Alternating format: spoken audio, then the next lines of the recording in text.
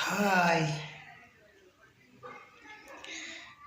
ആരാണ് നമ്മുടെ നല്ല സുഹൃത്ത് എന്ന് ചോദിച്ചാൽ നിങ്ങൾ എന്താണ് പറയുക? നമ്മൾക്ക് നല്ല സാമ്പത്തിക ശേഷിയും നല്ല നിലയിൽ നമ്മൾ ജീവിക്കുന്ന സമയത്ത് നമ്മുടെ കൂടെ നിൽക്കുന്നവരാണോ സുഹൃത്തുക്കൾ?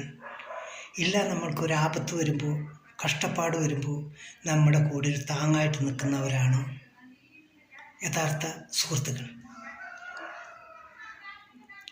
പക്ഷെ സാമ്പത്തികം ഉള്ള സമയത്ത് നമ്മുടെ കൂടെ നിൽക്കുന്നവർ സുഹൃത്തുക്കൾ എന്ന് പറയാൻ പറ്റില്ല. നമുക്ക് കഷ്ടപ്പാടും ബുദ്ധിമുട്ടുകളും നമ്മൾക്ക് അത്ര കഷ്ടപ്പാടിൽ ജീവിക്കുന്ന സമയത്ത് നമ്മുടെ കൂടെ നിന്ന് നമുക്കൊരു താങ്ങായിട്ട് നിൽക്കുന്നുണ്ടല്ലോ, അവരാണ് യഥാർത്ഥ കൂട്ടുകാർ. എല്ലാവരും പറയും, നമ്മൾക്ക് എന്തെങ്കിലും ശ്രമിച്ചാൽ, എനിക്ക് എന്തെങ്കിലും നിങ്ങൾക്ക് ചെയ്യാൻ കഴിയുമെങ്കിൽ ഞാൻ ജീവിച്ചിരിക്കുമ്പോൾ എനിക്ക് നിങ്ങൾ ചെയ്യ്.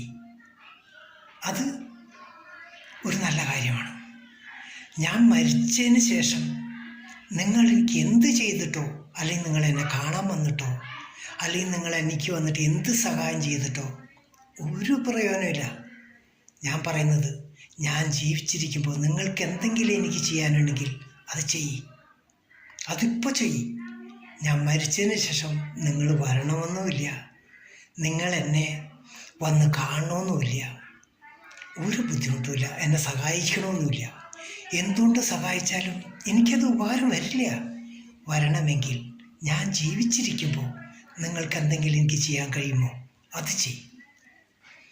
മരിച്ചതിന് ശേഷം എല്ലാവരുടെ മുമ്പിൽ വന്ന് നിന്നുകൊണ്ട് ഒരു ദുഃഖം പ്രകടനം, ഒരു നാടകങ്ങൾ അഭിനയിച്ച് ആൾക്കാരുടെ മുമ്പിൽ ഒന്ന് അവൻ്റെ ഒരു നല്ല സുഹൃത്താണ്, അവൻ മരണപ്പെട്ടു, അവൻ കരയുന്നു, അവന് ചങ്ക് പൊട്ടി, നല്ല സുഹൃത്ത്, അതൊക്കെ വെറും കള്ളക്കഥകളാണ്. അതൊക്കെ ആൾക്കാരെ ബോധിപ്പിക്കാൻ വേണ്ടിയിട്ടാണ്. യഥാർത്ഥ സ്നേഹിതൻ നമുക്കൊരാപത്ത് വരുമ്പോൾ, നമുക്കൊരു കഷ്ടപ്പാട് വരുമ്പോൾ, നമ്മുടെ ചുറ്റും ആരുമില്ലാത്ത സമയത്ത് നമ്മൾക്കൊരു താങ്ങായിട്ട് നിൽക്കുന്നുണ്ടെങ്കിൽ ഉണ്ടല്ലോ, അവരാണ് യഥാർത്ഥ സ്നേഹിതൻ. അല്ലാതെ അഭിനയിക്കുന്ന സുഹൃത്തുക്കൾ ഇഷ്ടം പോലെയുണ്ട്. എല്ലാവരും സുഹൃത്തുക്കളാണ്. മറ്റൊരാളെ കാണുമ്പോൾ അവർ നമ്മുടെ സുഹൃത്തായി. പക്ഷേ യഥാർത്ഥ സുഹൃത്ത് എന്നൊക്കെ പറയുന്നതൊക്കെ ഇതാണ്. ബാക്കിയൊക്കെ ഒരു അഭിനയങ്ങളാണ്. ജീവിതത്തിൽ നമ്മൾ അഭിനയിച്ചുകൊണ്ടേയിരിക്കുകയാണ്. ജനിച്ചു തുടങ്ങി നമ്മൾക്ക് ബുദ്ധി വെച്ച് തുടങ്ങിക്കഴിഞ്ഞാൽ അന്ന് മുതൽ നമ്മൾ അഭിനയമാണ്. എല്ലാവരോടുള്ള സ്നേഹപ്രകടനം, അഭിനയം, അതിൽ നമ്മൾ വമ്പനായിട്ട് വരും.